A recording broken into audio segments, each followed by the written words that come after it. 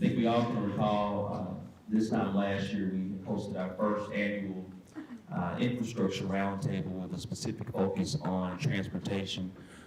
With that particular roundtable, we had a host of different events. Our keynote speaker at that point in time was former Secretary of Transportation, Rodney Slater, here today with us. We have Congressman Benny Johnson as the chairman of the Homeland Security Committee here in the House and U.S. House of Representatives, and very grateful for him as we discuss Homeland Security's impact on infrastructure, particularly with the Little Rock Port Authority, the Little Rock Airport, all of our utilities, whether it be the Central Arkansas Water, Little Rock Sewer and Sanitation, law enforcement from both Little Rock Police Department, our Sheriff's Office, as well as the Little Rock Fire Department. We are happy to have members from the state, whether it be the Governor's Office, congressional members, as well as Colonel Bryant, Colonel Schutte, our mayors that are here assembled with us today. I believe I see Mayor Young, Mayor Norris. I know Mayor Smith and Johnson will be here shortly from that perspective. And just again, just want to say see Greg Ramon as well with the Little Rock Sewer Sanitation, Little Rock Water Reclamation Authority, using the old name. We also have our special agent in charge of the FBI, Diane Upchurch, is here as well. Many others that will share their names in our introduction period, but just want to say thank you for all who are assembled here today as we learn the impacts Homeland Security has on our infrastructure system, and as well as how infrastructure has an impact on Homeland Security as well. We'll start off with a bit of invocation when we all bow our heads. Heavenly Father, I come in the name of Jesus Christ, so that comes in the respect of God's name. We thank you for this day. We thank you for your many blessings. We ask that you give us wisdom and understanding to navigate through these trying and turbulent times.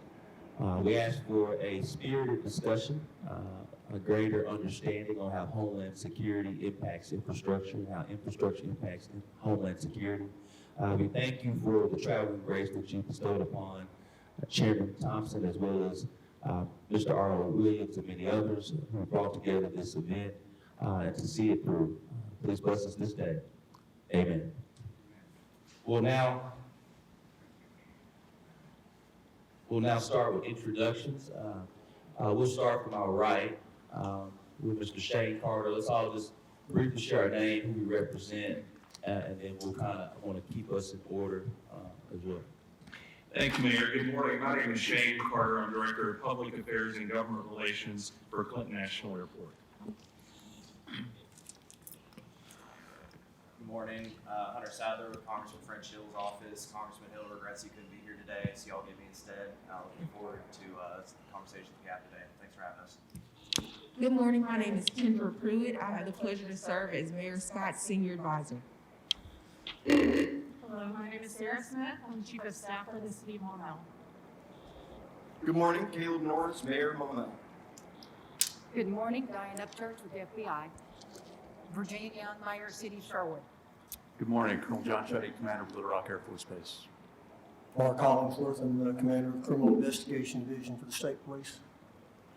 Melissa Hendricks, I'm on the Board of Directors for the Little Rock Port Authority. Greg Jocelyn, Chairman of the Little Rock Port Authority Board of Directors. Good morning, I'm Steve Egginsberger. I'm Governor Hutchinson's Military and Public Safety Liaison. Good morning, Matt Burke, City of Little Rock Emergency Management Administrator. Good morning, Bill Bryant, Director of the Arkansas State Police. Good morning, Eric Higgins, West County Sheriff. Chad Bohannon, CEO of Central Arkansas Water.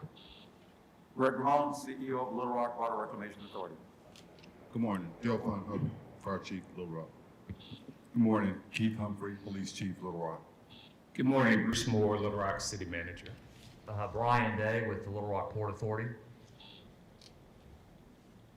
We'll now proceed. I gave a bit of our kind of introductory remarks as it relates to the reason and the rationale for us being here today. I want to now ask Mr. Brian Day to do the introduction of our chairman.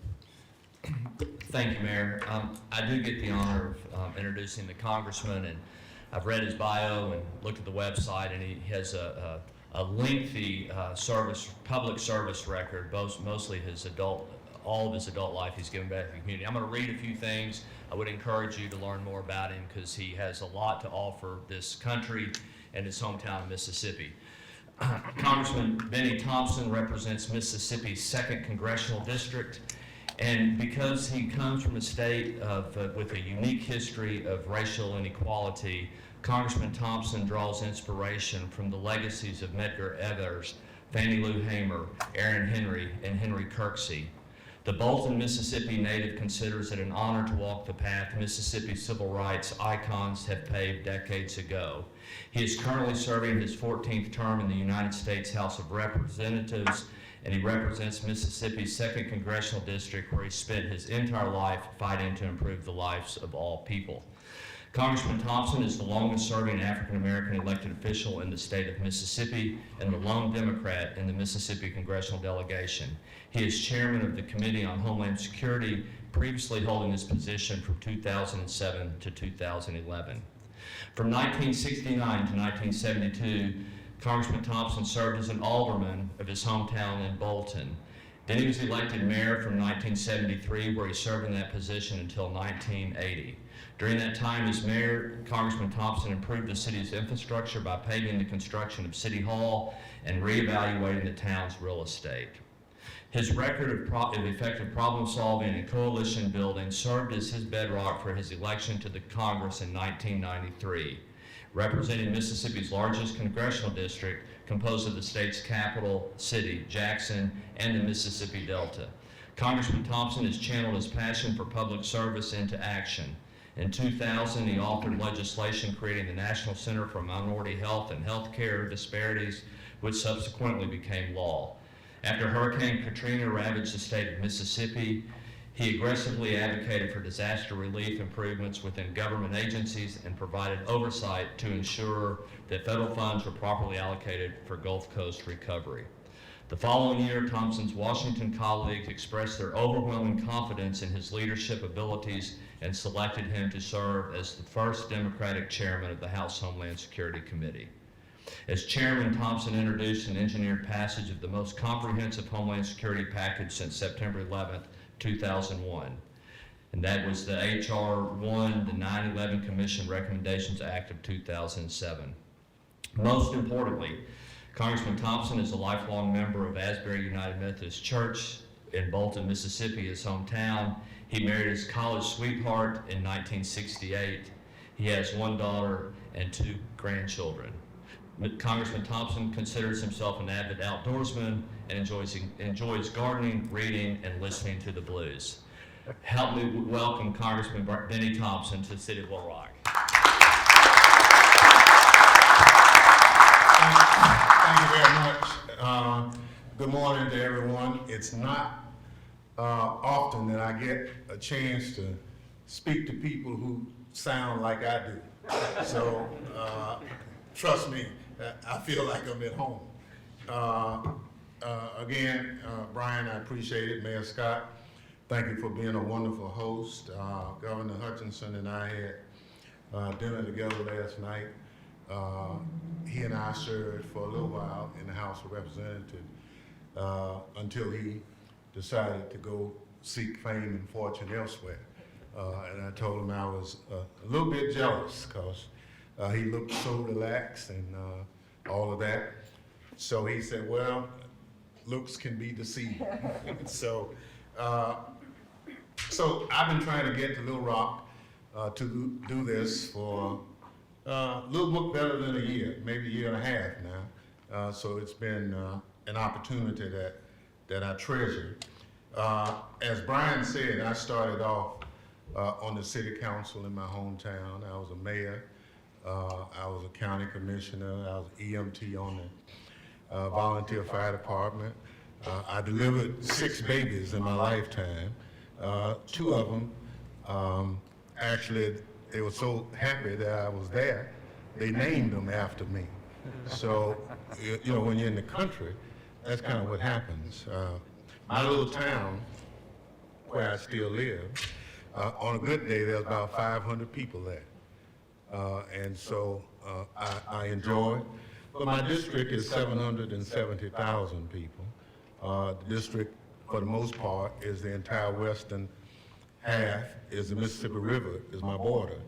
So I have about 300 miles of river front. I know I have 4 active ports in my district. My airport is actually in another congressional district in the south. My northern airport is the Memphis airport. So I don't really have, other than the Greenville, Mississippi airport, which is one where if we didn't have essential air service, we wouldn't have a carrier providing commercial air service. So it's been quite a trip for me to get to where I am. I hunt, I fish. B.B. King and all the blues artists was born in my district. We do quite a bit around that. And so I have gaming in my district. And I told the mayor last night, it's always fun when I go to one of the casinos and I see some of my constituents coming out, and they always tell me how good the food is.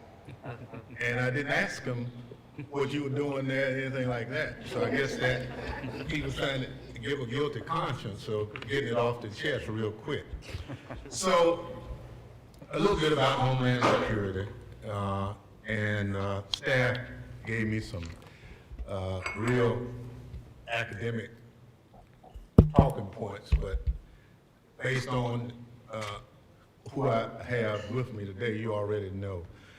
So after 9/11, Congress basically decided that we need to have a singular focused mission on Homeland Security. So ultimately, we put together 22 federal agencies and called it the Department of Homeland Security. Some of those agencies didn't even exist. TSA, for instance, we created after 9/11 because before that, there were people who would check you in the airport who had no security skills whatsoever.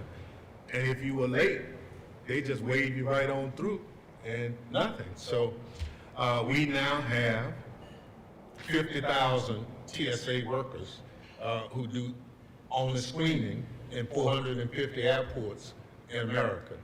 So we put all that together. We put Secret Service, Capitol Police, Coast Guard, FEMA, all those folk under the rubric of Homeland Security. And so our mission is twofold. First, to prevent people from doing harm to us from international areas, but also to respond to natural disasters, tornadoes, fires, hurricanes. But we also put FEMA under our umbrella, and all of you had an opportunity to deal with FEMA. The real challenge is, with this pandemic and a lot of other things, it's just getting worse. So usually when I'm talking to citizen groups, they say, Congressman, can you guarantee me that nothing will ever happen to us again in America? I said, no. So, well, does that mean we're not safe? That doesn't mean that either. But it means that properly resourced, we can minimize many of those. Now, what do you mean by properly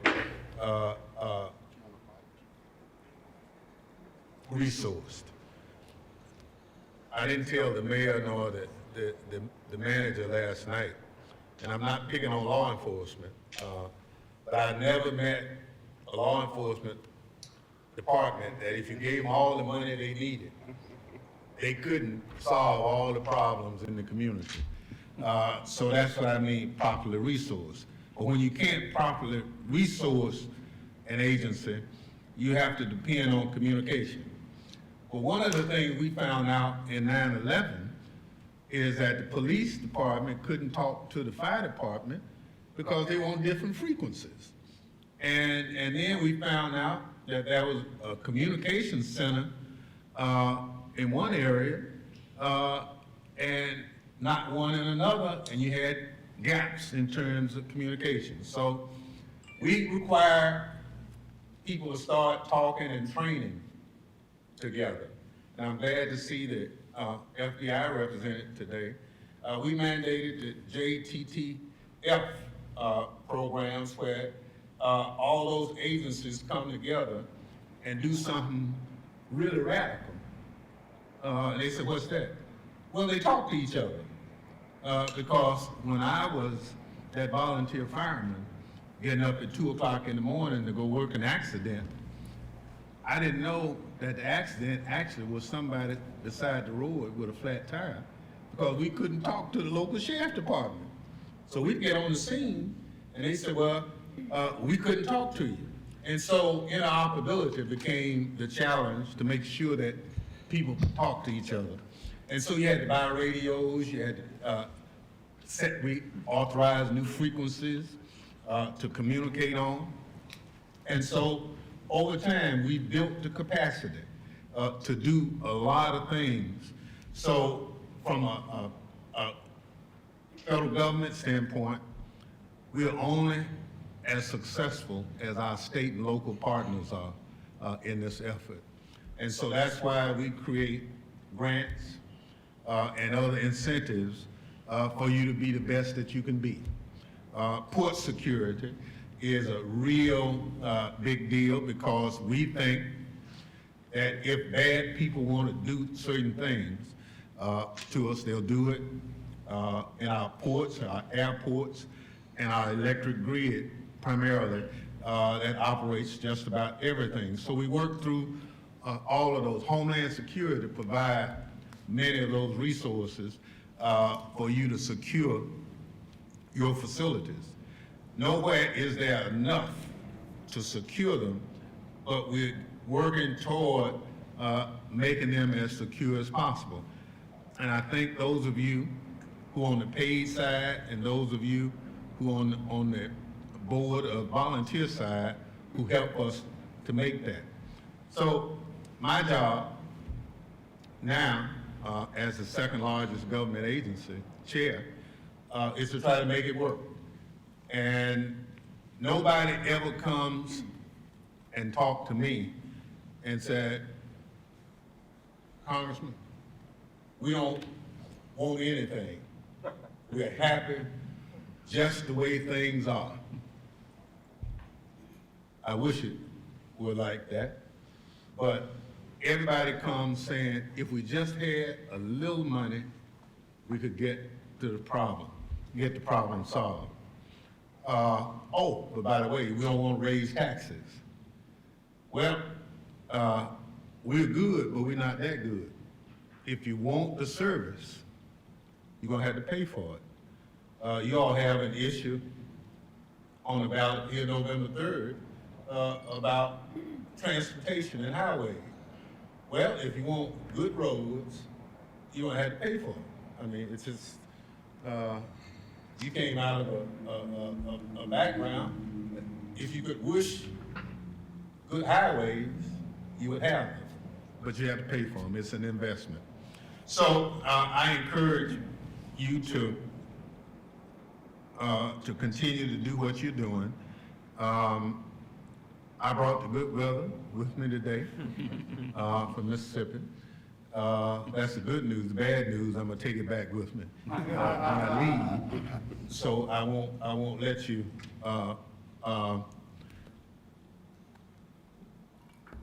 get too spoiled with it. But it is a tremendous weather we have. I want to compliment your mayor for his vision on trying to pull the partners together. I've been around long enough to see that that was a point in time where the people you have in this room would not be together. And so we've come a long way, but we have to continue to maintain the cooperation and communication. So we can pass legislation saying that, but until you start putting it into practice is the only way you can accomplish it. So A little thing called stimulus. I know you didn't come to hear about it, but I'm gonna get it off my chest. I voted for all three of the packages. Two used to be called CARES, this one is called HEROES. The 2.2 billion that we counted last week is on the table. It's up to the Senate to bring it home. If the Senate brings it home, that means ports, airports, law enforcement, fire departments, emergency management agencies, everybody around here would have access to significant more resources. Then your businesses will have access to more PPP loans and other things, as well as this pandemic that we are embroiled in. FEMA, as you know, is picking up the tab. That's under my bailiwick. And the beauty of FEMA's mission is that whatever investment it takes to protect American citizens, we're going to do it. The challenge is the Defense Production Act resources have not been obligated like they should have. We're still dependent on China and other places to provide masks and other PPEs for us, because we have not developed the capacity here in this country to do it. Some of us are hoping that with this experience, we can bring some of that capacity here and keep it here by creating the opportunity to do business. So we'll have to maintain that. I hope you will support us in those efforts.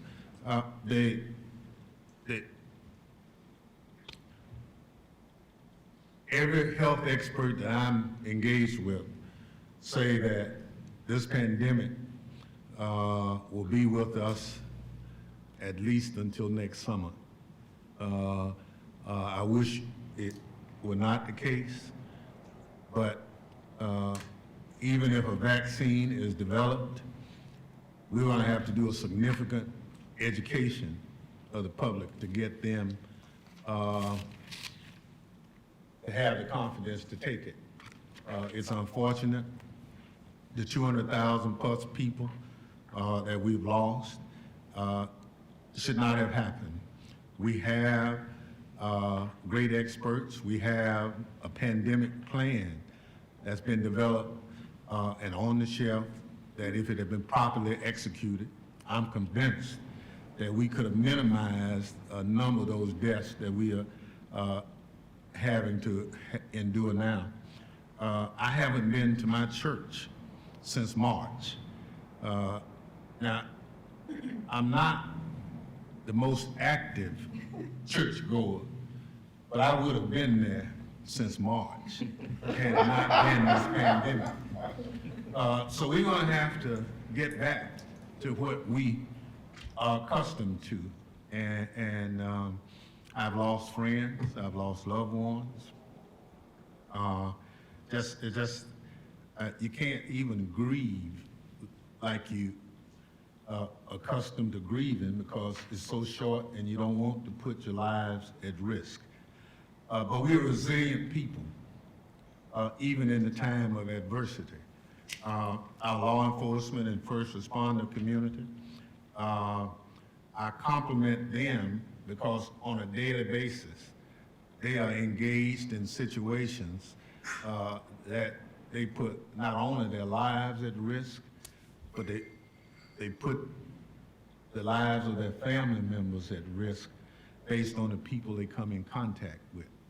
And so that is a very serious threat that we'll have to continue to maintain. Secret Service is under Homeland Security. We are now having a real challenge because a lot of our agents are out either quarantined or have been identified with COVID-19 infections. So we're going to have to do better. Our TSOs at the airports the single highest impacted Homeland Security employees in the system. That's because they come in contact with so many people going through the airports. Next is our Customs and Border Protection agents, and third, believe it or not, is our Coast Guard, because they work a lot of international rescue and other efforts, and so they come in contact with a good number of people. So that's kind of the big picture. We've never had a Homeland Security budget not approved by Congress. It is an agency, we're the newest kid on the block, but we've enjoyed significant bipartisan support ever since we've been there. This is my second time around as chair, and the good thing about democracy in America, we pick our leaders either every 2 years or 4 years. We'll do that on November 3rd, and however it goes, we won't have a coup, we won't have riots. There'll be some people happy and there'll be some people sad. Most people who are sad will say, I'll get you the next election. And those folk who are happy will have just the opposite reaction. But because we are a democracy and a civilized society, we'll survive. And so our modeling tells us that however it goes, there'll be some folk upset, but you know, my Mississippi football fans upset because Arkansas finally won a football game in the SEC. But you know, we'll get over it. I think, you know, but that's kind of who we are as a country. And let me encourage you to engage my office and the staff. There are a lot of talent on our committee. We like to take challenges. I compliment the FBI's relationship in all of this. They've come a long ways toward communicating with state and locals, and so much of it has come because of what happened after 9/11. Because historically, we had siloed law enforcement. So the federal agencies were here, state agencies were here, and locals were here. Now, they all work together, and in some instances, they work task forces together to address common problems. So that's kind of where I am, Mr. Mayor. I look forward to the presentations. Thank you all for the invitation, and I absolutely am encouraged by the cooperation that I've seen so far. I was happy to see my good friend Asa. A little bit jealous, like I said, but you know, we might meet again somewhere, who knows. Thank you very much.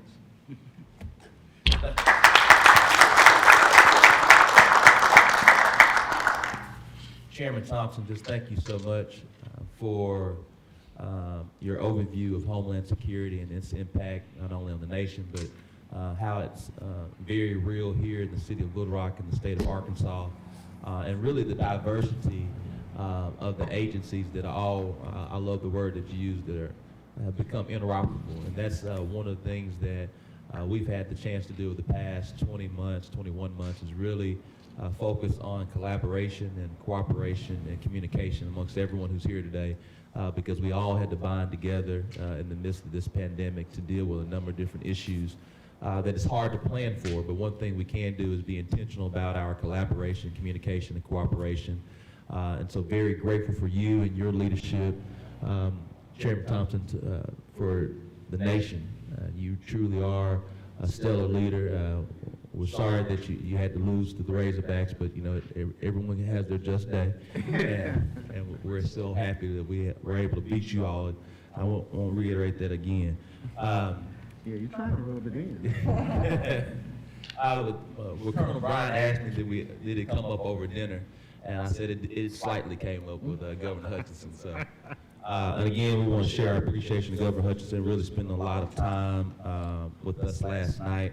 I think we all know before Homeland Security became a cabinet agency, Governor Hutchinson was the director of Homeland Security after his time as a member of Congress as well as a U.S. attorney.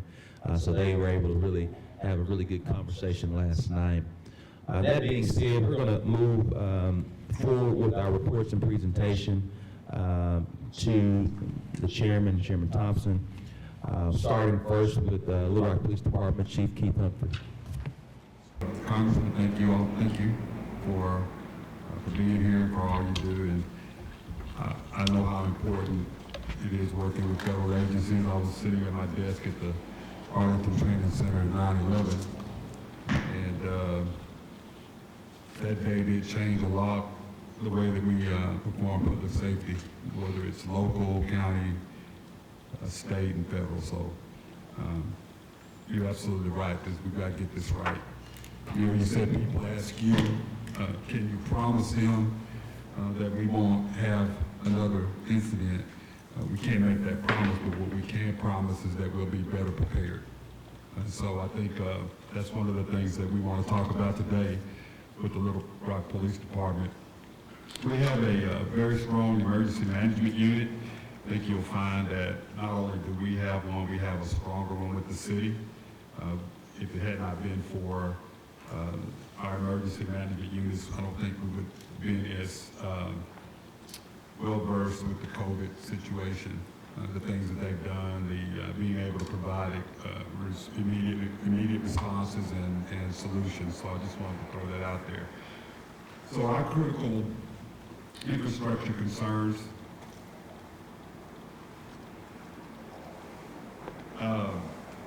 Our main focus right now is our emergency communications center. We've got several, but as you know, that is the first line of contact for emergency services, whether it's fire, police, or EMS. Our biggest concern is we want to keep that going no matter what. So if we do have whether it's a natural disaster or man-made disaster, we realize the importance of keeping that up and functioning. Our center serves a city of nearly 200,000. We have 600 police officers. We have just that many firefighters and then EMS. And so we have over 100 square miles that we have to cover in our city with those services. As you can see, this is the front of our current communications building. It is sitting on the corner of Markham and State Street, I believe. State. It's right there at the corner, which has a lot of traffic access to it. As you can see, there's no perimeter security, no bollards, no railing or nothing. So basically, we do have limited access to the building as far as internally, but outside we don't have any protection. We're the only PSAP, and that's primary public safety access point in Little Rock. We talked about the exposure. We talked about the exposure to physical threat. As a matter of fact, Congressman, as you know, we had several protests in the city several months ago. And one of our biggest concerns, we had some of the protesters who were a little bit more radical than they had no intention of being peaceful, walk toward our emergency communications center and our police headquarters and also toward City Hall. We had overheard some of them saying that they were going to try to overtake our communications center, and so we physically had to put officers there to protect that. Fortunately, we didn't have any problems.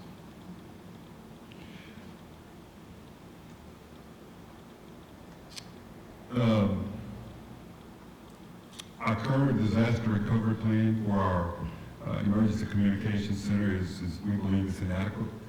If we were to have a incident that were to interfere with our emergency services, emergency communication services, we would have to transfer those services over to our current backup center, which is the fire training center.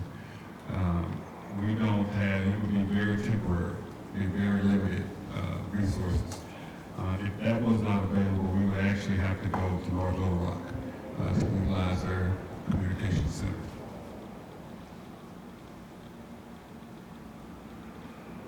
As you can see, we are susceptible to vehicle intrusion, whether it's delivered or whether it's accidental. There is no anti-vehicle barricade that's in close proximity of the building. If you look around the building, this is the back of the building, I call it the guts of the building, the technology hub, the electricity hub that feeds the center does have security.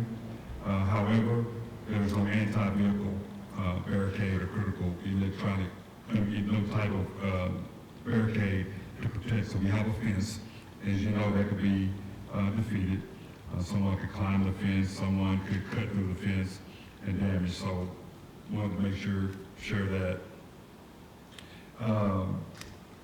So we talk about the interior fencing, but we talk about, as I keep saying, there's no perimeter security.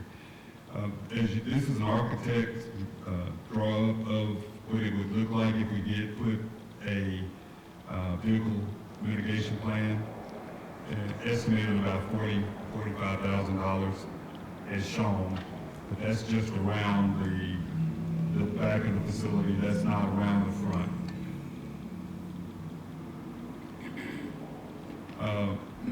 We know that at some point we will need a new communication center.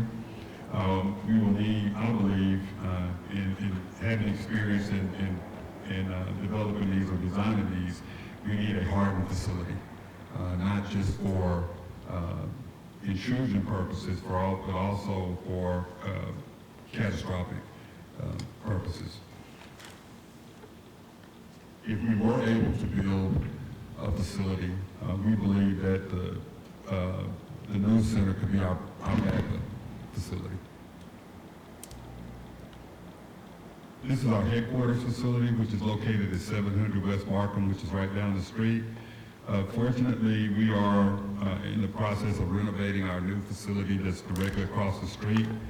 However, that new facility will need some infrastructure related to security, whether it's cameras, whether it's fencing. We know that those are some things that we're going to need to protect. We have 3 patrol divisions, and we'll talk about those. As you know, throughout the nation, this has been a problem and a concern for police chiefs, their police facilities, whether it's intentional, whether it's unintentional. A lot of police facilities are at risk of being damaged, of being, whether it's vandalism or whether it's some type of incendiary device, but this is a fear of police chiefs.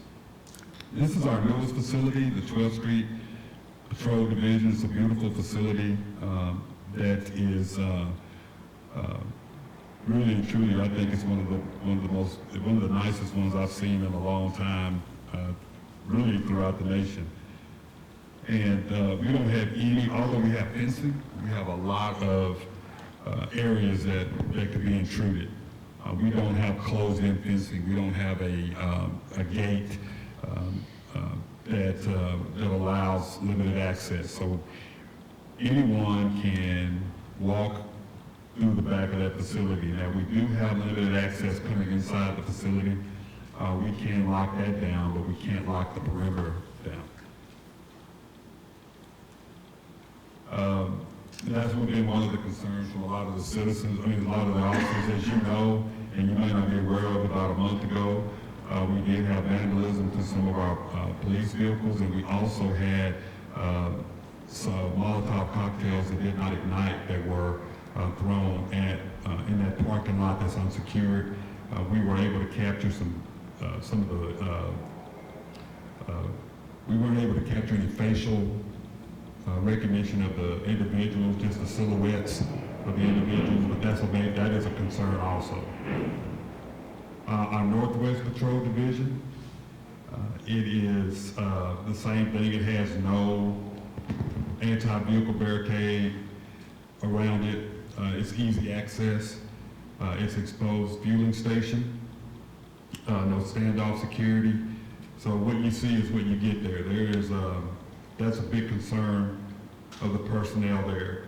When we talk about a lack of standoff security, there's nothing to protect a vehicle from driving through that station. There's nothing that would prevent a sniper from being able to hurt one of our officers or citizens that are coming to visit the facility.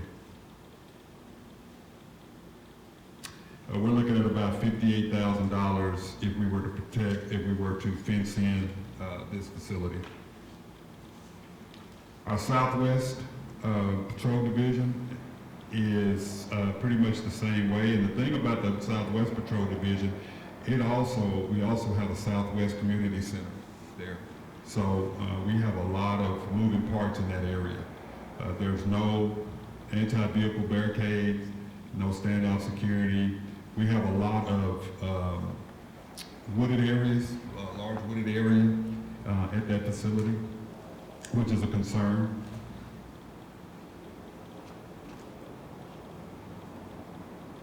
That would be about $40,000 to protect that one, to secure that one.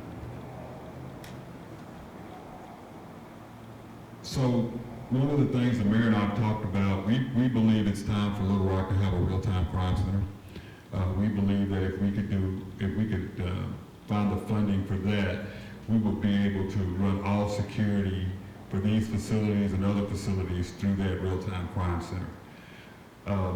Also, that would be a real good location. We believe, and we've said this, I believe we can be the safest city in the state, one of the safest cities in the nation. But we need the technology to do that. And so it's very important that, we talk about the communication center, but also a lot of departments now are going with multifaceted buildings. So it would not be uncommon to have a emergency communication center / real-time crime center if it was in the right location and if it was constructed correctly. We talked about, the things that we'd like to see, mainly to prevent us from being unable to not provide the emergency services that we need if we did have some type of natural disaster or man-made disaster. And do you have any questions at this time? We're going to, first, before I give it to Chairman, make some comments. For those who aren't giving presentations, one of the things that was asked of the presenters, what we'll have is the Little Rock Police Department, Fire Department, Little Rock Water Reclamation Authority, Central Arkansas Water, I believe Arkansas State Police, and the Sheriff's Office. We wanted to ensure, anytime you have someone of this stature, the chairman of the Homeland Security Committee, we want to discuss all needs, concerns, and opportunity to share those with the chairman, who is literally the person who handles the purse strings. And so we want to always be open about needs and concerns that we may be able to work with the chairman's office as well as Homeland Security Committee. Chairman? Well, thank you, Chief. One of the things I would encourage you to do,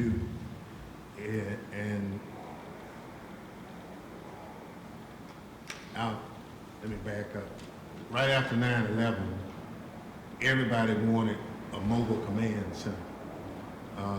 But they wanted, I don't know if you remember the Schwarzenegger movie where the big bus come out with the hydraulic lift and satellite come up.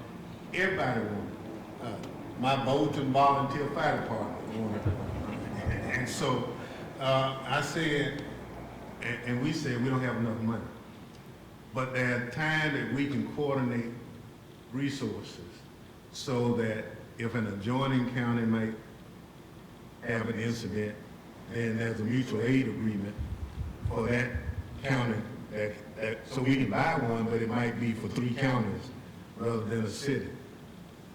On your communications thinking,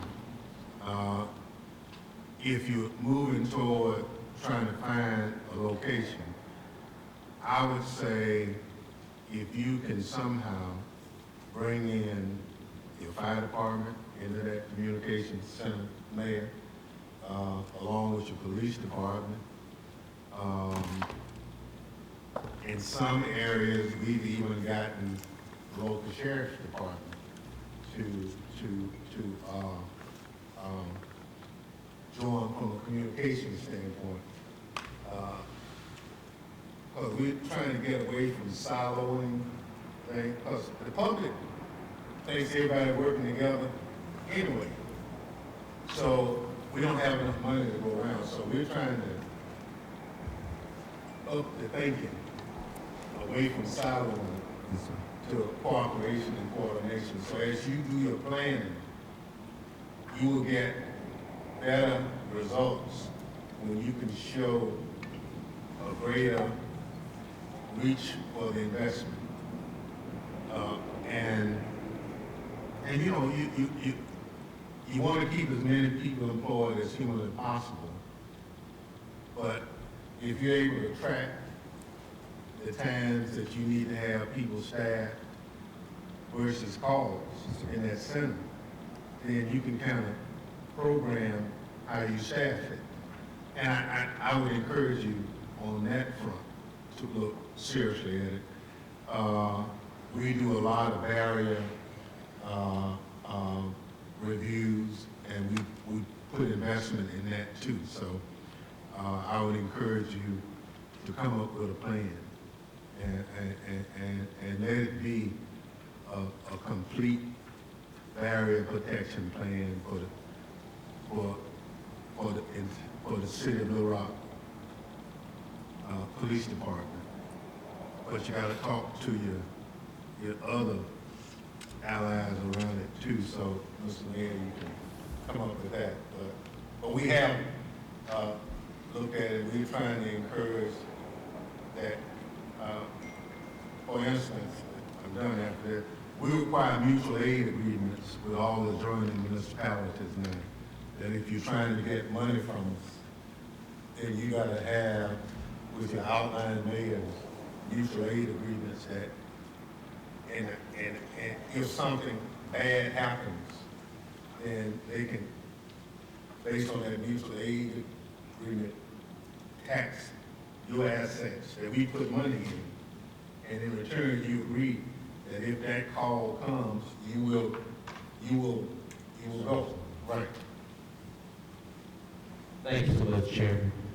Chief Logan with Little Rock Fire Department. Yes, sir. Good morning, Mr. Chairman, Mr. Congressman, and to the rest of the panel here today. I echo your words on communication as it relates to public safety, as Chief Humphrey spoke on, that being the most critical part of public safety and safety of those who we serve. We share, in this community, we share a communication center with Chief Humphrey, so I echo his sentiments and the need for a backup communication center. So as we, with the fire department, evaluated the needs related to communication, what are our needs as far as getting our people there, and the ability, once they are there, their skill set.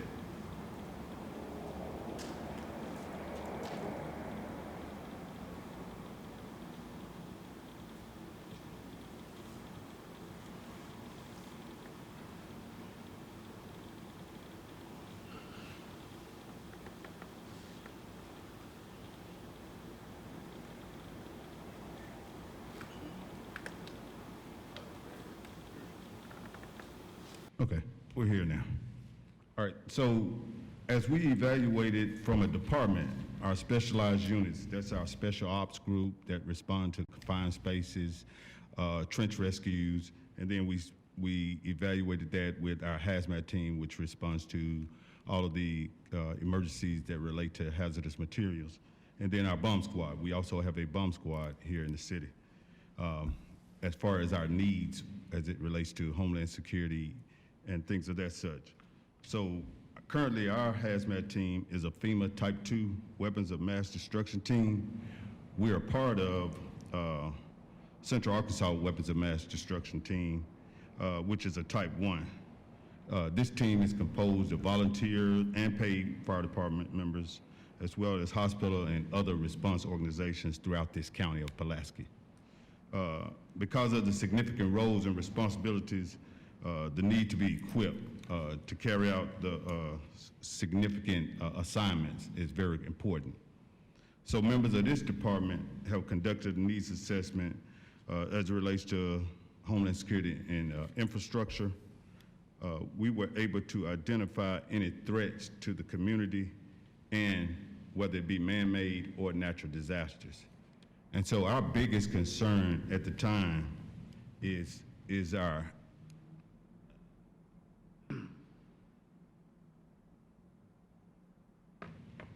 apparatus.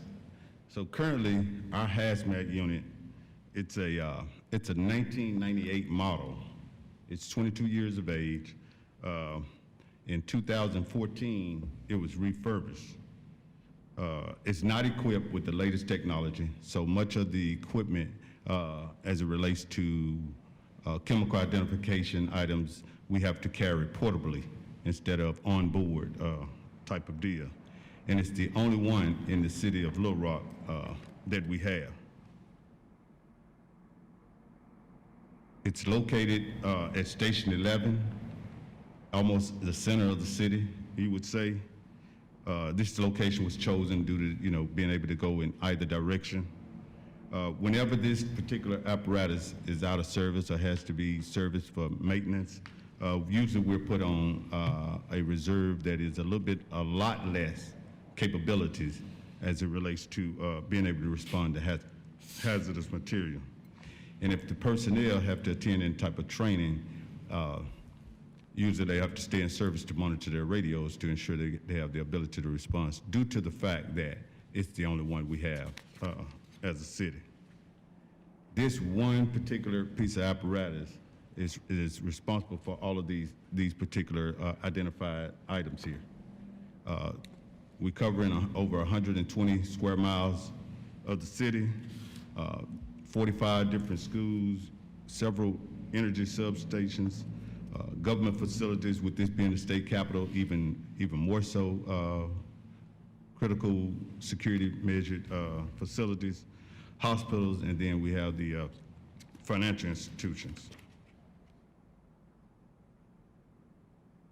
So what we've identified is, for a city this size, with the amount of items of responsibility of coverage we are held to, it would be best if we had two. And what we have pictured here is a 2020 model hazmat unit from the Pierce builder. It's better interoperability, better technology, climate control, where we're able to make assessments on board of the various chemicals if we are responding to those particular type of emergencies. It also gives us the ability to split the city into two, a north and a south as far as coverage. Right now, we currently have a great relationship with neighboring communities as it relates to mutual aid. But if there was to be that big disaster that we all hope not to happen, but we have to prepare to happen, we want to ensure we have the ability to respond to the needs of the entire community and not be pinned to that one piece of apparatus being committed to an emergency scene, which could prolong for quite a period of time. Mm-hmm. And then we identified some other items of need as far as additional federal funding for training for our personnel. If we're going to have two of those particular vehicles, you should have, of course, qualified individuals, certified individuals that man that particular apparatus, as well as the ability to have drones for any of those disasters in which you're trying to reach a specific area. And that's about it as far as what are some of our concerns. And it basically revolves around the need to be able to get our people there, but not only get them there, to have the necessary equipment to perform in a safe manner. Thank you so much, Chief Hubbard. We'll continue on with Mr. Greg Ramon, who is the Chief Executive Officer of the Little Rock Water Reclamation Authority. Chairman Thompson, good morning, and I really enjoyed the conversation we had this morning. First, want to say I'm very happy you're going to do a tour of the port as well as the airport. However, one of our wastewater plants, first thing in the morning, would be a great place to visit. So in the future, keep that in mind, all right? Chairman Thompson, I want to take not only a local approach, but I want to take a national approach. I'm on the board of the National Association of Clean Water Agencies, NACWA, and I'm sure they knock on your door all the time. I'm also on the American Water Works Association Standards Council. And so a lot of things that we look for here, we really look for throughout the country. So this is part of our field crew, and they wanted to say hi to you, so I just wanted to start there. There we go. Just real quickly, 220 employees. We serve the city of Little Rock. We have 3 water reclamation facilities. We have 1,400 miles of pipeline, and that 1,400 miles of pipeline is basically going from here to Las Vegas. And we recently built 75 million gallons of storage for storms, and I'll talk a little bit more about that. But I want to say, since they were built in 2012, we have saved almost 3 billion gallons of wastewater from going out onto the roads and so forth. And then we've got various remote facilities and so forth. No, it works.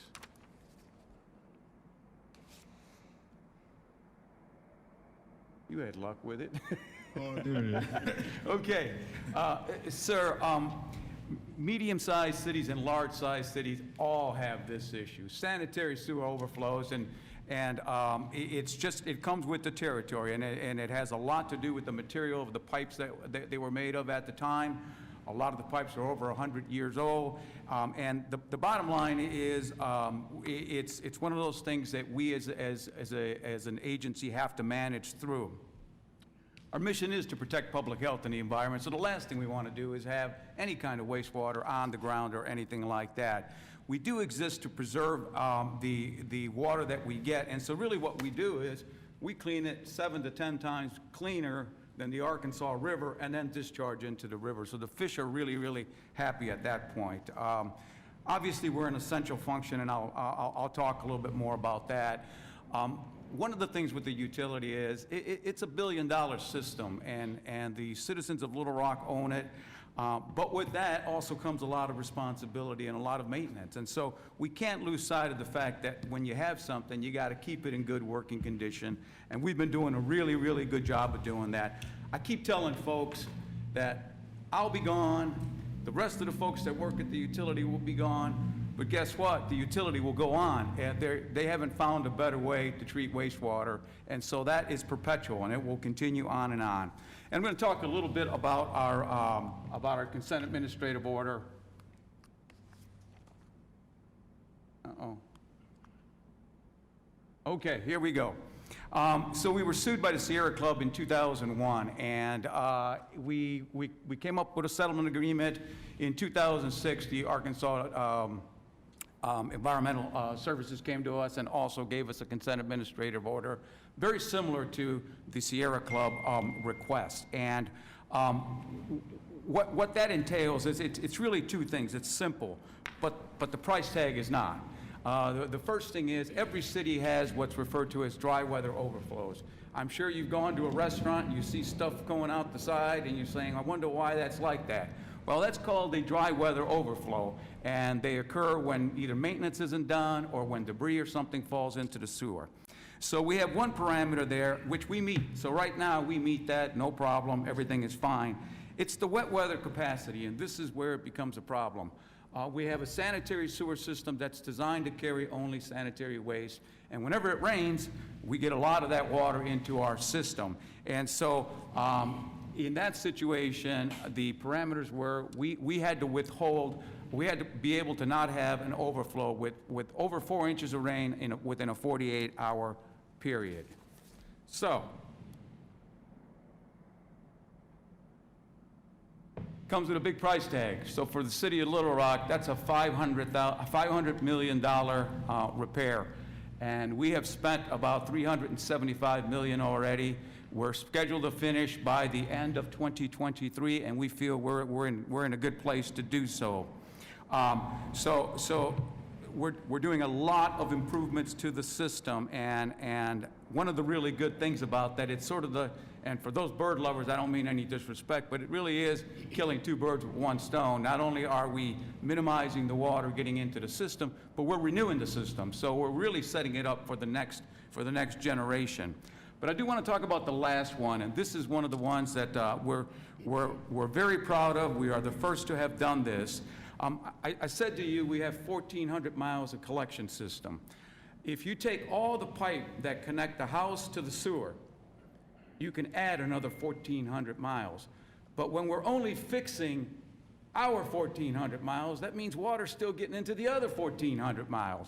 And so those belong to the residents. So every homeowner, they own the pipeline going all the way up to the sewer, whether it's under the street, whether it's on the other side of the street, they own it. And we figured we need to do something about that. The Little Rock Board approved a $1 per month fee that would go towards a pool so that residents could get up to $2,500 in reimbursement to replace their entire line. That's worked out great, except for we can only do about 300 a year. And I met with the Natural Resources Commission, and they're the ones that deal with the revolving loan fund. And I said, I need to use bond money to do this too. I can't just do it with the $1 that we're getting. And they looked at me a little squirrely and said, well, I don't know if we can do that, but let us talk to EPA. So they talked to EPA, and EPA said that is a fantastic idea. So not only were we given additional money, so now we're replacing about 600 to 700 a year, but they actually gave us an award for the program. So a lot of other cities in the United States are now starting to look at this as an option for them. We can't get away without talking about COVID and the impact that COVID has had on not only the utility, but also the citizens. We've had a lot of folks that are either in delinquent or in arrears on their water and wastewater bill. And to the tune that even 30 days late, we've got about 20% of our folks that are 20 days late. That's a problem. It's a big problem, and I'll talk a little bit more about that. The way our rate structure is set up, our commercial group it's only 10% of the connections that we've got, but they pay for 40% of our revenues. And of course, when you've got restaurants that are partially open, when you've got schools that haven't been open, churches and so forth, we've been down 12% on revenues. And so again, just more letting you know than anything else. And I was going to say up front, I'm not here to ask for anything, but then I would be lying, so I'll just keep going here. We're forecasting a reduction in revenue from 6 to about 8% until 2022. And so far, our forecasts have been pretty darn close. So I just want to say that we're in it for a long run.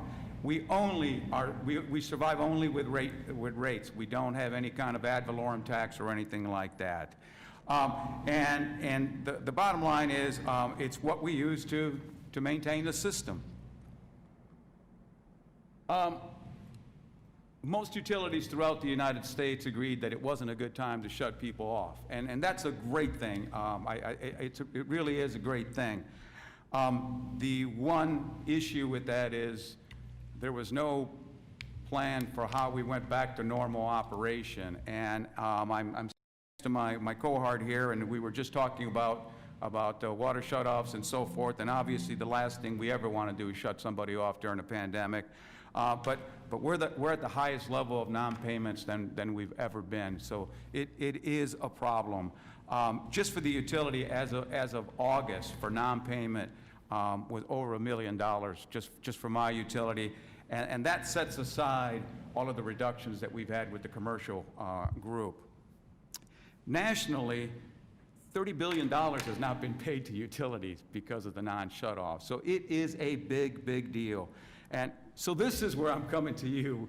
We definitely need assistance. And I know that the first iteration of the next stimulus did have low-income subsidies for water and wastewater. I don't know where we're at with this last iteration, but I have to tell you, it's no different than your assistance for electricity. As a matter of fact, I would argue it might even be more important. You can have the lights on. If you don't have water and wastewater, you can't even live in the building. So it is important. It is important to our citizens. As it stands now, EPA says that it's affordable if a resident use up to 4.5% of their median income towards water and wastewater. And that seems like it seems to be an okay number, but I don't really think it is, because you figure half the people are on the other side of the income scale. So every time they go down, or they're down, it's more that they have to pay for water and wastewater. The low-income home energy assistance program has been in place for a while, and I implore you that it has to be that way for water and wastewater. We have to make sure that our citizens have a way to be able to continue to have water and wastewater. And Senator Wicker from your state, as well as Congresswoman Fudge, have bills in place for this, and again, I encourage you to support those. And then, last thing is, on the Water Resource and Development Act, I know that folks like the ports and so forth, this is where they get water to get special projects done. I'll say, on the water and water infrastructure, on water utilities, only 5% of that actually goes to water utilities, and I would ask that if there's a way to look at it and find help for us, because it is important. We need to keep the Clean Water Revolving Loan Fund strong. It is important to just about every utility in the country. I think that's important. I'm changing gears a little bit here, and I think you've heard of PFAS. I'll tell you right now, we need to hold the polluters responsible.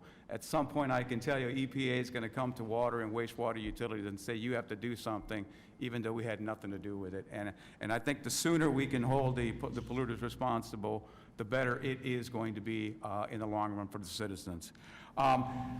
Speaking of the CFATs, and you're responsible for that, right now there is an exemption, and it goes until I think the end of 2023 for public utilities.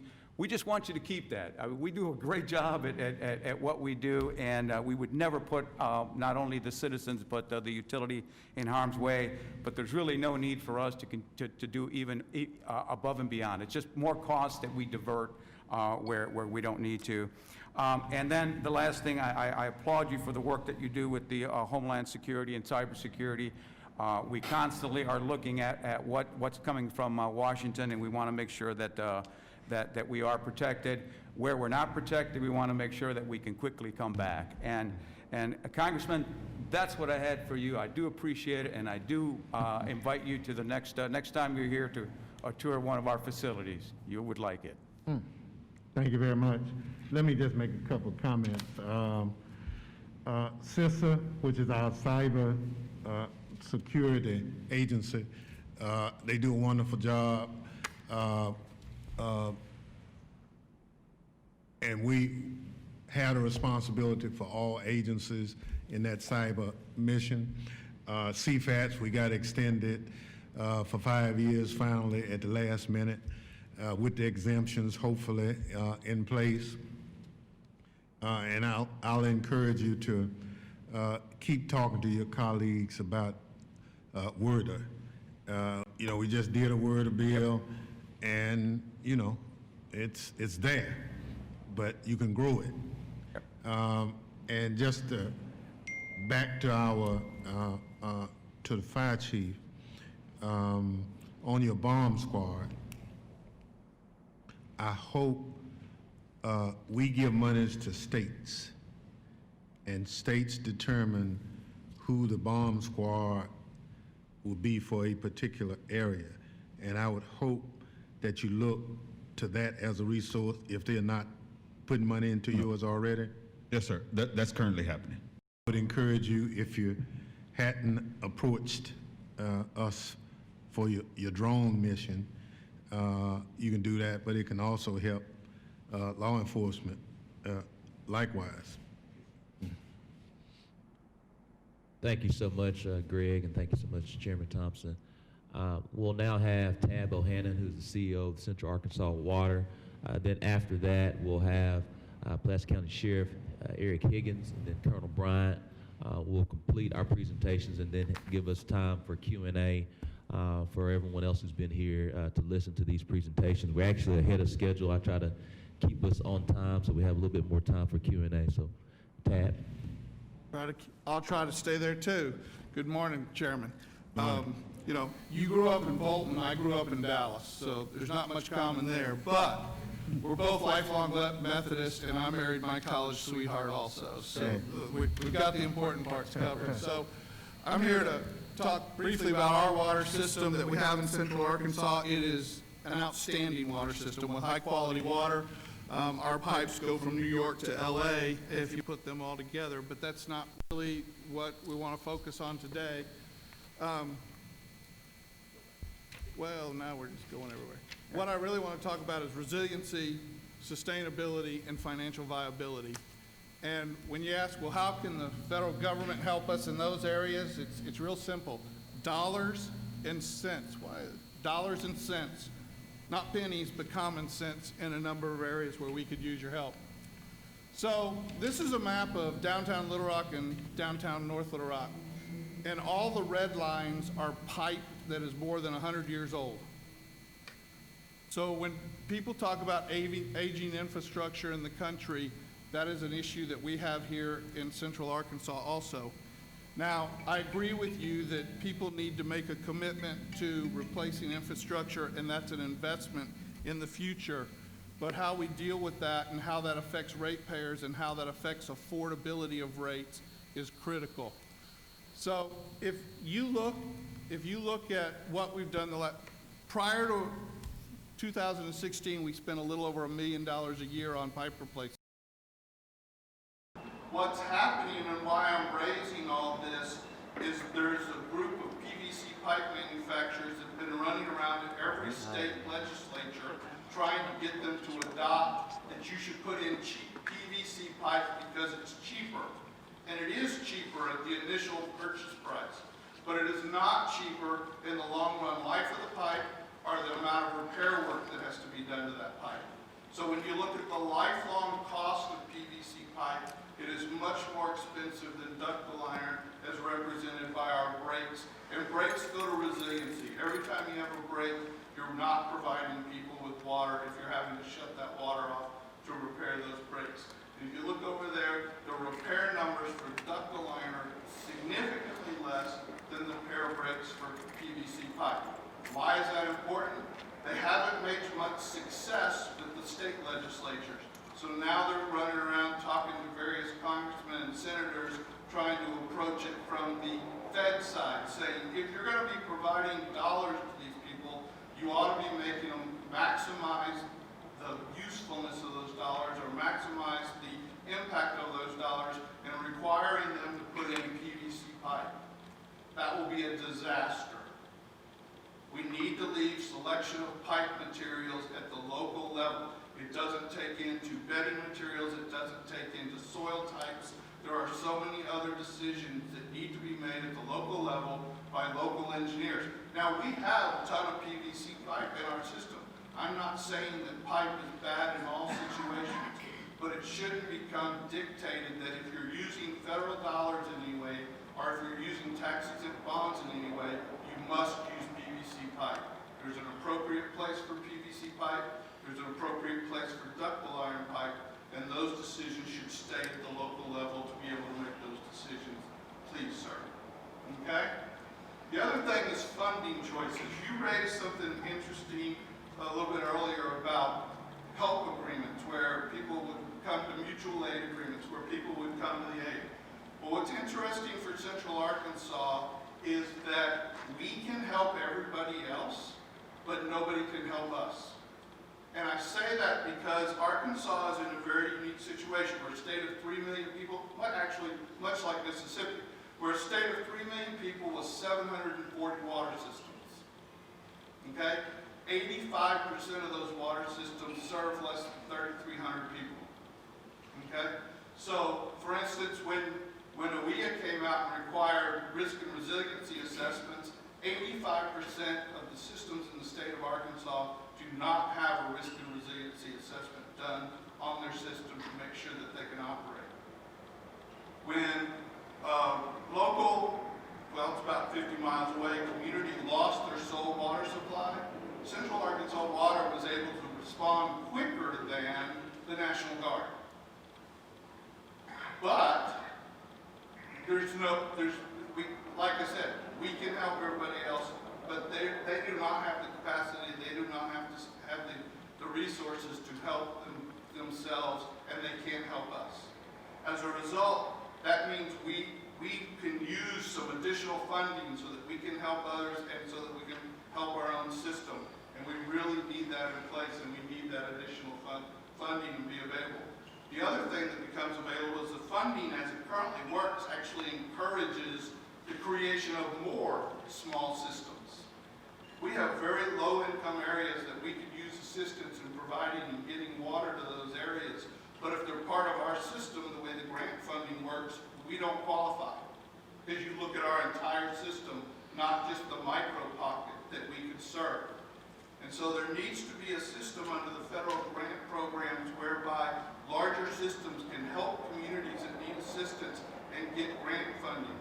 The ridiculous scenario we're set into right now, and this is why I say common sense, is actually better off to set up a new little bitty system and sign a management contract with it to get the economies of scale to operate that system at its lowest operating cost than to just assimilate that system.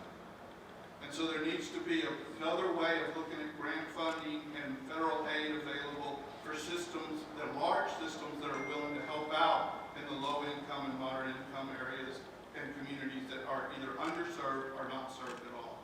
And we need to re-examine how we do that. So I already talked about OEA just a little bit, and it's just like I said, 85% of the systems in Arkansas don't have a risk and resiliency plan due to the fact that OEA only applied to systems that serve 3,300 more people or more.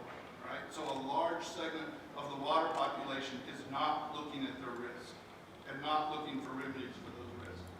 Wasn't a problem for us. We were already on a 5-year review cycle. And so we looked at that. So, and this is our consultant we had come in said, on risk and resiliency, we're good. When you look at our risk and resiliency within our system, we're doing a good job, and that's fine. All right, so, sorry. All right, so where's the other? No Band-Aids, grant funding differently, and the last ask I had was insight into and public participation in the regulatory structure, particularly PHMSA. Okay? The Pegasus Pipeline is our #1 risk. When we did our initial risk assessment after 9/11, when we did another one in 16, and when we did the latest one under OEA. The #1 risk every time is the Pegasus Pipeline. Why? 9 miles outside of our water system, the Pegasus Pipeline ruptured in 2013, spilling over 5,000 barrels of crude oil, into the community of Mayflower. If that same break happens 9 miles down the pipe, that occurs within the Lake Maumelle watershed, which is our primary drinking supply. The red line you see running across the north line of the Lake Maumelle, which provides 75% of our water, is the Pegasus Pipeline. At many points, it is 300 yards from steep downhill from the shore of the lake.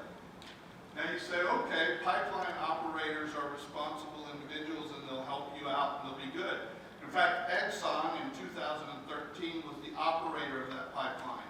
And we said, we need, as we did our initial risk and resiliency assessments, we said we need material, we need equipment to make sure we could respond to an emergency if an emergency occurred within the watershed. And they said, great, and you can go out to the north shore of the lake, and there is this great big storage container, and it is full of oil boom to run across the water to trap the water, to trap the oil. If it ever had a rupture and got into Lake Momel, we could contain it. And this is what ExxonMobil told us we needed, and is what they provided. Guess what we learned with the Mayflower rupture? The crude oil that was being run through the Pegasus pipeline doesn't float. So they provided us with an emergency preparation material and emergency response material that wouldn't work for the material that they were pushing through the pipeline. If that pipeline would have ruptured, we would have sent our boats out there, hooked it up, dragged the material out there to put the thing up, and the oil would have sunk and gone right underneath it. So we have got to have insight if we're going to be able to respond to the risks that are presented to us into what's happening within that pipe and into what's happening with that pipe. Now we're lucky. Right now it's empty because the price of oil is such that it's not feasible for them to operate that pipeline. But they have run a pit through it recently to test it, and if they put it back into operation, it again immediately becomes our #1 risk. We know it's bad pipe. All the metallurgy work that was done after the Mayflower spill said that this is longitudinally welded pipe. That means it wasn't formed as an individual. They took a piece of pipe, they wrapped it into a circle, and they put a weld across the top of it. They stopped making this pipe in the 70s because it is so bad. But that's the pipe that is there. Okay? So and we have no ability to make them replace that pipe. In fact, PHMSA does not have even an ability to make them replace that pipe. All under the current regulatory scenario that has to happen is that the current operator of the pipe, which is Energy Transfer Partners, because Exxon knew it was bad and wanted to get rid of it, and now they don't have a marketing nightmare on their hands if a leak occurs out of that, and won't have people boycotting Exxon gas stations like they did after Valdez. So they put it into an entity with no commercial arm called Energy Transfer Partners. All right? By the way, which has one of the worst safety records in the country regarding spills from the pipelines they operate. All right? So we got a bad pipe that we need them to replace, but all they have to do under current regulatory is have a spill procedure. But we have no way to know whether their spill procedure really works and whether it's adequate. Okay? When they have to do a remedial work plan when they go to PHMSA, but it's not subject to public review. There are no public hearings. They don't have to provide us with a copy of that remedial work plan so we can examine it and say what's happening within this pipe. All right? The other thing that happens is our community wants zero risk of that pipeline rupturing through that 13 miles as it travels through the watershed. It is critical that we have zero risk. There's two aspects of it. Could we clean the water? Probably. But the public confidence and then the loss of people saying I'm confident drinking the tap water would be huge. We can talk about it all day long, but the loss of public confidence in tap water would just go through the floor, and then you're pushing people to bottled water, which then is even another affordability issue. Bottled water is so much more expensive than tap water. So how do we do that? We need insight into the PHMSA process. We need to be able to have the ability to review the restart plans, review their work plans, to actually know what is traveling through the pipeline. At least if we knew what was traveling through the pipeline, we would know what we need on hand to treat it, and we would know what we need on hand to respond in case there's a break in our response. But right now, we are not entitled to that information. So, with that, I'll take any questions or comments. Sorry, I get a little passionate about this. Thank you so much, Dad. We really do appreciate your passion, but also the confidence that you have in leading our one of the largest, if not the largest, utilities in Arkansas from a water perspective. So can understand that you always tied to. So thank you. Sheriff Higgins. Good morning.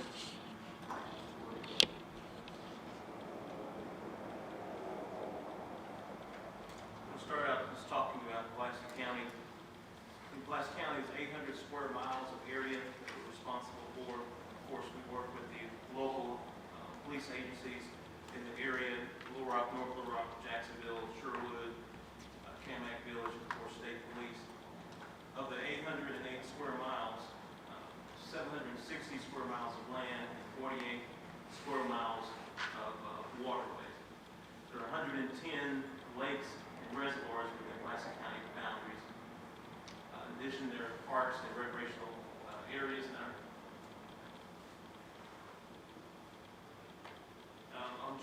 in June of last year, 2019, Pulaski County, along with surrounding areas, there were floods that resulted in emergency responses throughout the county. This is footage from our drone that we sent out. We sent our drone out prior to the flood to track it, and then during the floods to track the differences in the spread of the Arkansas River. So we went to assess the damage to the roads, areas that were covered, and to look at the houses in Two Rivers Park, the homes out there. We went out and monitored the homes there and made contact with the residents there to encourage them to get out before it really spread. Most of them got out. Some said, we got boats, we'll stand by. And as the flood went on, we made contact with them to ensure their safety. It's just a good footage of the area where the flood, Arkansas River would be on its banks.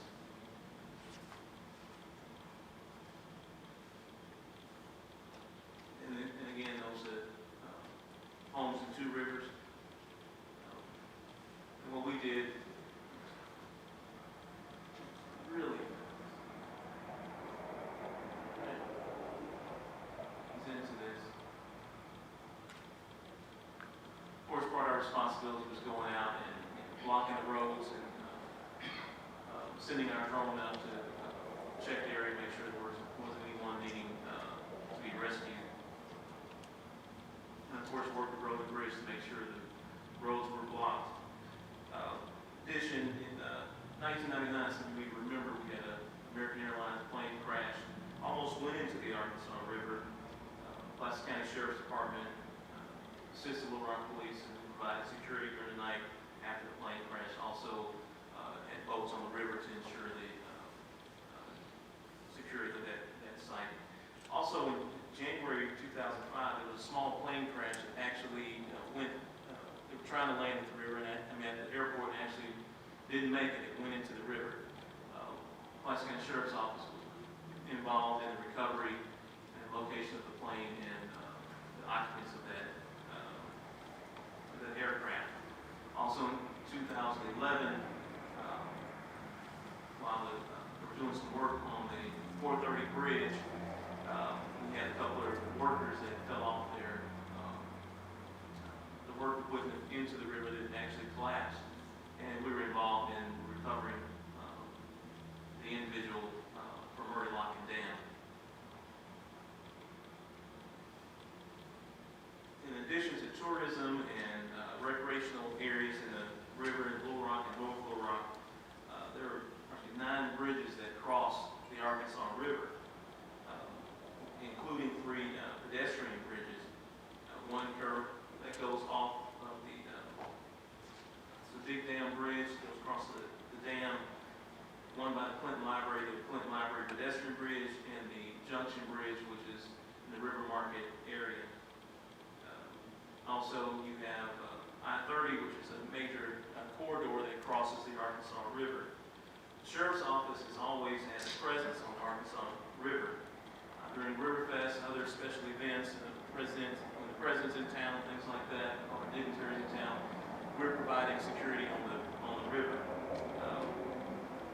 And we've always done that. There's a need to continue that. And it is my understanding that development on the south side of the river, there is expectation there's going to be a boat slip, so that residents who have boat docks on the north side of the river, will, instead of getting in traffic, they will go across the river on their boat to the south side to have dinner, what have you. So next few years, the expectation to have increased recreational traffic on the river. It's my understanding that there's more times in the year than not that you can have recreational activity on the river. In addition to that, there is expectation over the years, in the next few years, there will be additional barge traffic on the river. With that in mind is a concern of ours at the Sheriff's Department to have more of a presence on the river. Not only to deal with the possibility of terrorism, drug trafficking, things like that on the river, but having our presence on the river on a regular basis, along with having drones with us, we can do some checking of the bridges to make sure there's no groups trying to compromise our bridges or anything like that. And also, when we have residents out there, we want to be able to assist those residents who may have run into issues on the river. As I mentioned before, we assist with fire departments, Little Rock, North Little Rock Fire. For rescue, we have a dive team that goes out and do recoveries. So that brings up the needs on at the Sheriff's Department. We believe we need additional 20 personnel so that we can have a clear presence on the river. Because when you look at our area on the river, we have about 7 miles going east of the dam that is in the south part of the river, and then we have 10 miles going to the west of 430 to provide some services out there on the river. Personnel costs, you're looking at about $890,000 for personnel costs. When we look at equipment, we have older boats, but we're looking at updating our boats that we have out there. They're listed there. I don't know that much about them, but I know our dive team does, and our boat team knows about that. The estimated cost for the boats that we would require to have a full-time presence on the river is about $245,000. In addition, I mentioned earlier having a drone. We've expanded our drone program the last year from we had 2, now we have 6. We know if we're going to have a presence on the river, we need to assign drones on those boats. So additional drones, we're looking at about $26,000 for drones. Another issue we have is that A-Wind towers. As you mentioned, interoperability, the ability for us all to talk together. The A-Wind towers have been placed in the state, throughout the state, has assisted us in being able to do that. Unfortunately for Pulaski County area, just south of Little Rock, we've got a gap. This is in the Riceville area. To the left shows the gap. The green is coverage. The open area is our gap. There's a Department of Correction facility in Riceville down there. We patrol. Riceville is a city, independent city, but we provide police services for Riceville. State police comes through that area quite often, and if there's a tower that's needed, and the location would be in the Riceville, or excuse me, the Corrections Department property or close to it. If we had that, to the right you see the graph that would show that we would be covered in that area. Right now we have deputies operating in the area, state police operating in the area where you're having trouble communicating with our communication center or other deputies. The last thing I want to talk about is the Regional Detention Center. On the A-Wind, it's about $1.6 million for that tower. And you would think that 911 funds could be used. 911 funds are available for our communication center, everything in the building, but we cannot use it for the A-Wind tower. The one that was recently built off of Roosevelt Road in the city of Little Rock was a cooperation between the city of Little Rock and Pulaski County and other agencies to get that tower built.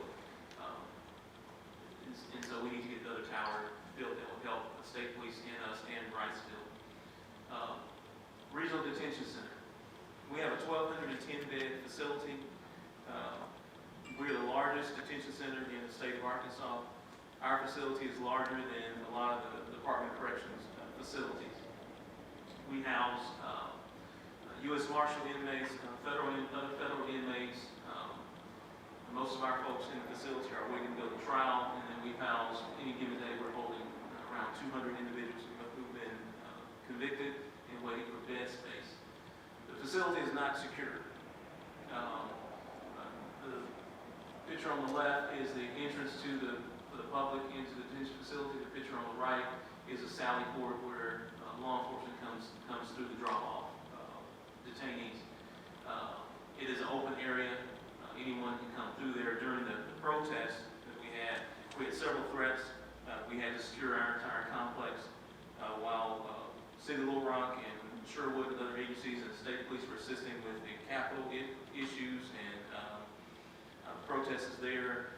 And the governor's residence, we were having to secure our facility.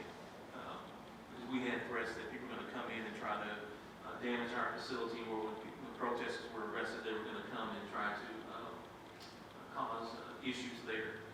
It is an open area where when people are released, on the other side of the sally port door is the release, and the parking lot's right to the left of it. And so it's completely open to people.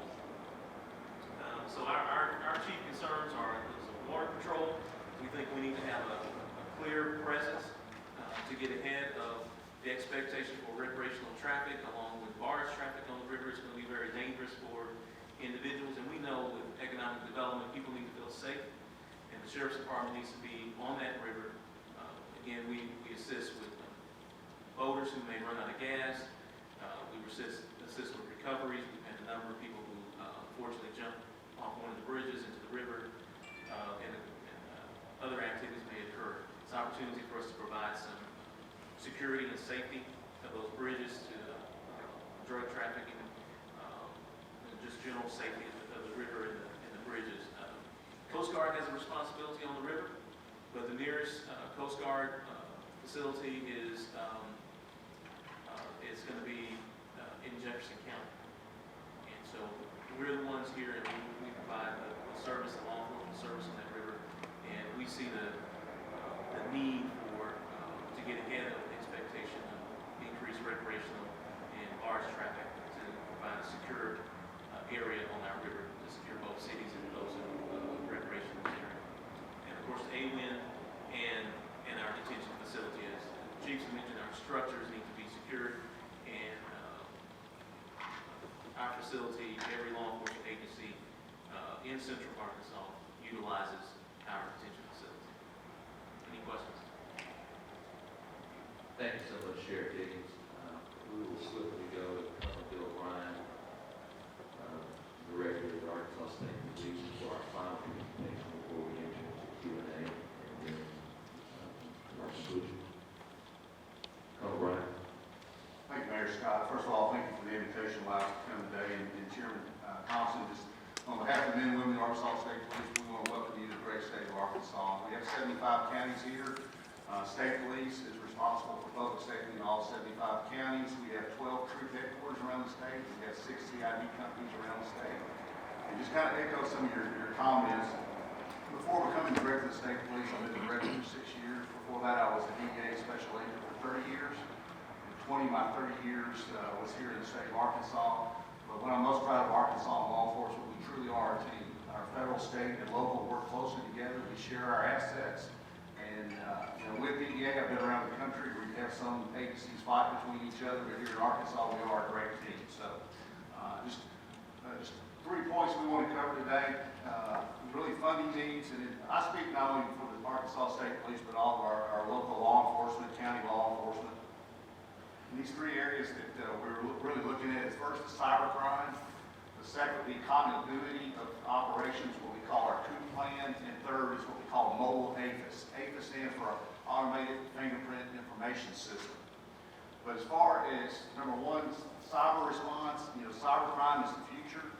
We really depend on Diane Upchurch and the special agents of the FBI to help us with cybercrime investigations. So that's really where not only the state police, but major agencies like Little Rock Police Department and other agencies around need that training to be able to work cybercrime cases. We're really dependent upon the FBI to help us. We have a fusion center here. It's located in the Arkansas State Police. And Mark Hollingsworth is my major in criminal investigation division. But we really need that training. So I don't know if any of the Homeland Security agencies, the Bureau, or someone that can give us that expertise. Not only, we know a lot of the threats are international, but domestic, they're even here in the state of Arkansas. That's a load that we can take off the FBI to be able to learn to work the cybercrime cases. You have to deal with computer viruses, data breaches, denial of service attacks, and other attack vectors. Again, we need more training in the state police. By statute, we are an assist agency for all law enforcement agencies here in the state. So that training would be a great asset to us and other major police departments within the state of Arkansas. We do have a digital evidence lab section of the state police. We're able to do some of those functions, but we're really dependent upon the Bureau and other federal agencies to help us when it comes to cybercrime investigation. Of course, with that, we would be able to like to get our personnel trained not only in the criminal investigation division, but also the fusion center to help work on these type of cybercrime investigations. Of course, when you do that, you're going to need additional computer hardware, software, and furniture supplies to be able to stand up a center to work on cybercrime investigations. As far as the COOP plan, it's kind of similar to what Chief Humphrey talked about. If we have any big disasters, say a tornado hit our police headquarters over here at I-30 in Guyer Springs, we would have to have an alternate site. We have the structure, but we really need the funding to upgrade to make sure we have the proper equipment.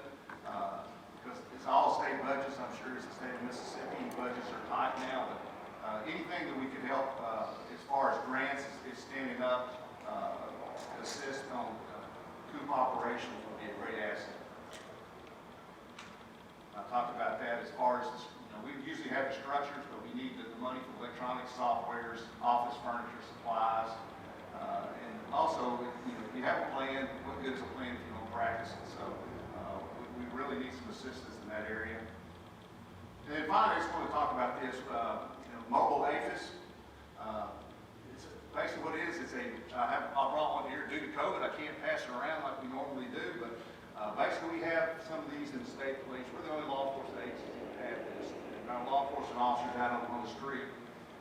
For example, you stop a car and that person doesn't have any identification. This device here is very simple. You just take the person's index finger, you roll the right one, roll the left one, you plug it into our laptop, the internet access within seconds. If that subject has ever been fingerprinted, you will identify that subject. And that is a huge tool for law enforcement. We spend a lot of time right now responding to other agencies with this little device right here. We use it in homicide scenes. You roll up and you have a deceased body. You don't know who it is. You roll the fingerprints and we'll have ID if they've ever been fingerprinted. Same thing in fatality accidents, or if you have domestic terrorists or international terrorists who've been fingerprinted before, that will alert, this system will identify them and let the local law enforcement know that they have that capability. Right now we have about 180 of these statewide at 12 troop locations. The cost is about $1,100 per unit. We have a vendor, and I think since we are good team players, I think we're at the thing we can open up for law enforcement. So the only cost would be this for the mobile agents. It would be a great investment for all law enforcement. As you know, Arkansas is pretty similar to Mississippi. It's very rural. You might have a sheriff's office with 5 people, and they can't afford a $1,000 mobile device. So maybe some kind of grant, if your committee could look at that. But this is a great tool for all law enforcement. Because a lot now they have to just bring the sheriff's office and they can print them and then send it to the state police headquarters. But this tool here is a game changer for law enforcement as far as technology.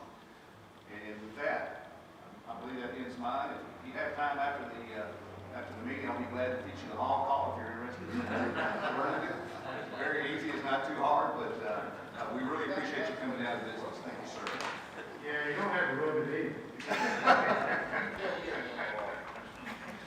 Chairman, before you give some remarks and then open the floor for Q&A, just really want to take time to share appreciation to Colonel Bryan, Sheriff Higgins, Mr. Bohannon, Mr. Ramon, Chief Schroeder, and Humphrey for taking time to really present our areas for opportunity, for improvement, funding needs and desires, and also really appreciate you focusing on this kind of avenue on what there is a funding request thing that we need to do in regards to mutual aid agreements. I think that was something I sent a text to both mayors, Milton Young and Mayor Norris. We have a weekly COVID-19 Pulaski County mayors call, and that's one thing that we'll bring up at our next call. So very appreciative for the information that we've learned today. Colonel Bryan, I think you truly are the epitome of helping everyone understand that Big Brother is alive and real. Didn't know about Mobile Davis, but that is something that is, one, I think is sorely needed, and it's a definite security measure, but also also a great example of technology and how technology really can help us be as safe as possible. So thank you for that, and keeping us on time as well. We're now at 9:56. We'll have some final remarks from Chairman Thompson, and Chairman Thompson then we'll open for Q&A, and we'll conclude. So again, Chairman Thompson, thank you so much for your remarks you've already shared. Thank you so much for your insight, your leadership to our nation, and being the leader of the Homeland Security. Well, thank you very much. Mayor, in the interest of time, I'll just go to the Q&A, but for the most part, the presentations have been excellent in terms of content. One of the things I want to encourage you to do is develop some strategies around how you do it. Sheriff, you'd be amazed at what the Fish and Wildlife, and I don't know what the state agency is, they have a significant footprint on lakes and other things, and I think that collaboration would help you out, because sometimes we've given them money to do certain things that they ought to be helping you with, especially in this area. With respect to the tower situation,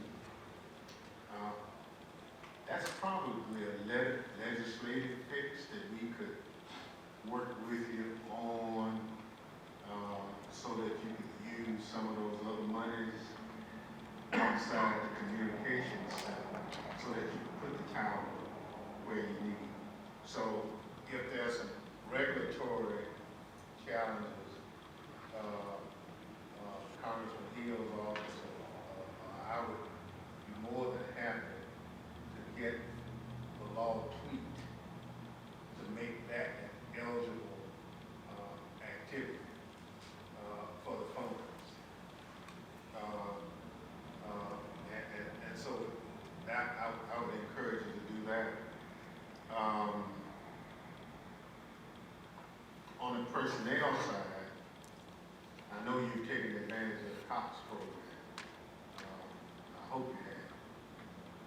Well, I'd love to say yes, but we don't have matching funds. You can't take advantage of it.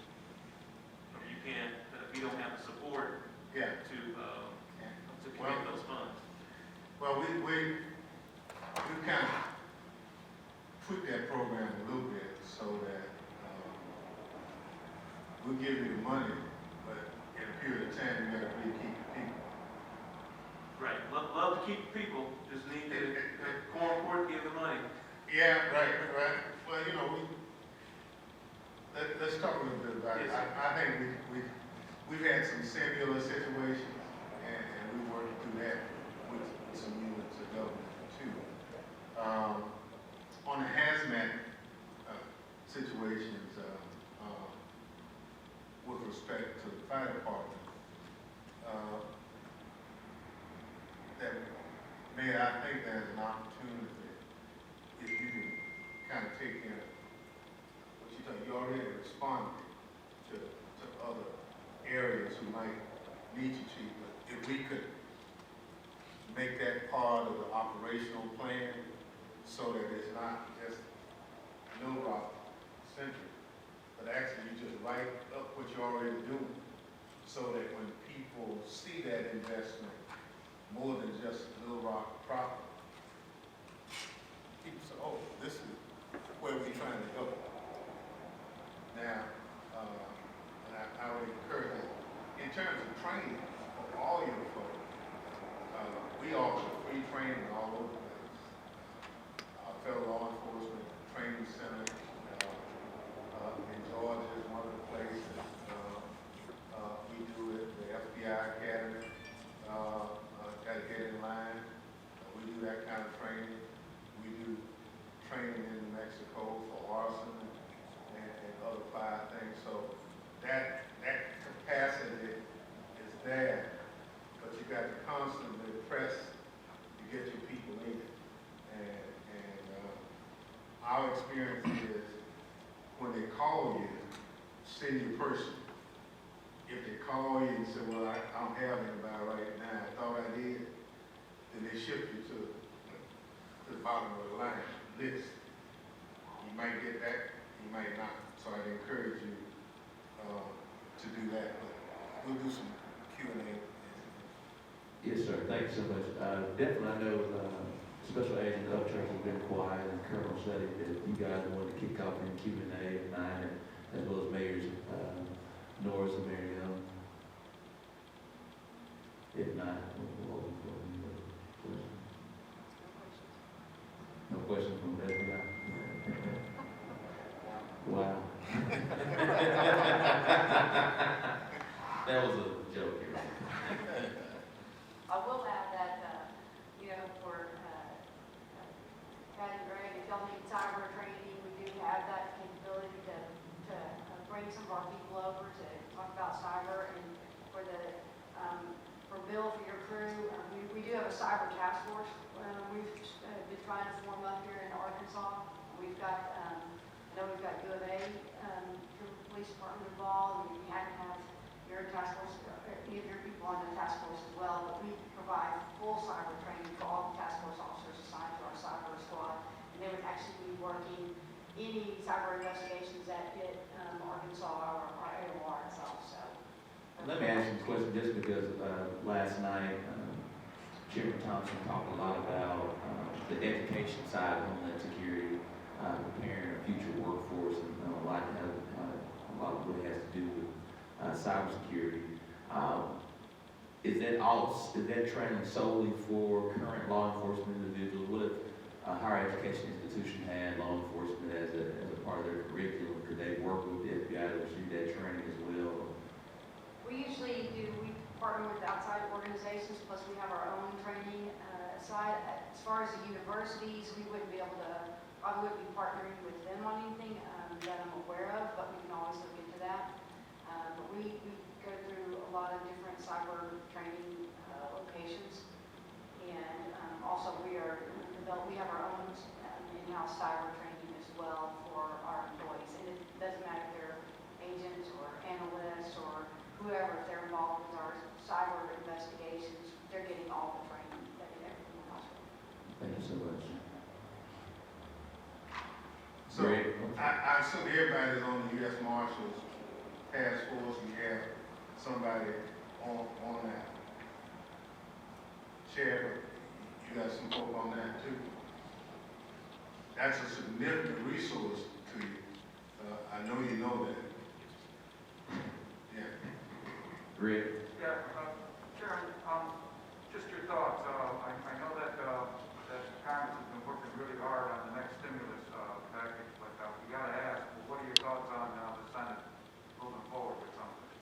Well, we thought with some new people handling the negotiations, we might get there. But right now, the Senate's not expected to come back until the 19th of October. We've basically put the $2.2 trillion offer on the table. The House has formally presented it. And I thought we'd have a little more traction on the Senate side. There's significant resources in that for state and local governments, for resources. Some of it is to make up for lost revenue that different authorities have had to endure during this pandemic.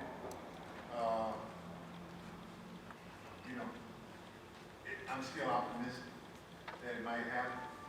Now, if it happens, how soon the money actually gets out the door is another thing, but we need the Senate to really engage and make that happen, because communities all over the country are still hurting.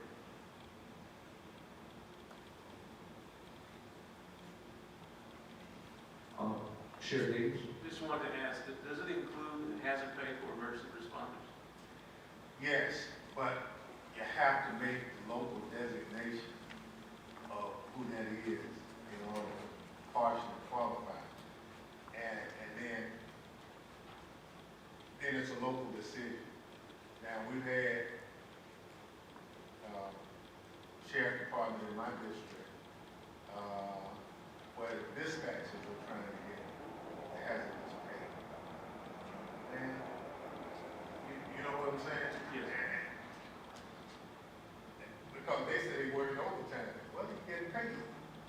So that's not exactly putting you out where you and I are probably talking about. So hopefully we will let people resolve it administratively. Hopefully it's available, but it's a department by department decision. And so we've had hospitals, we've had water department, obviously fire, as well as other law enforcement agencies to do that. And it's worked well because we're in this together. But the money is available, it's projected to be there, but we got to get it approved. Well, thank you so much, everyone. We've jammed a lot in 2 hours. I'm very grateful for this very productive meeting that we've had today with Congressman Freddie Thompson, Chairman of the Homeland Security Committee. Chairman Thompson, again, I just want to let you know how much we appreciate you traveling to Little Rock, Arkansas, spending time with us, spending time with our governor last night, spending time with this august group of leaders that are leading not only the city of Little Rock, but the region of Central Arkansas, ultimately the state of Arkansas. And we've had the opportunity to kind of share the lay of the land from Homeland Security standpoint as it relates to infrastructure and our infrastructure agencies. And also what we're all doing to keep the city, region, and state safe, and how we can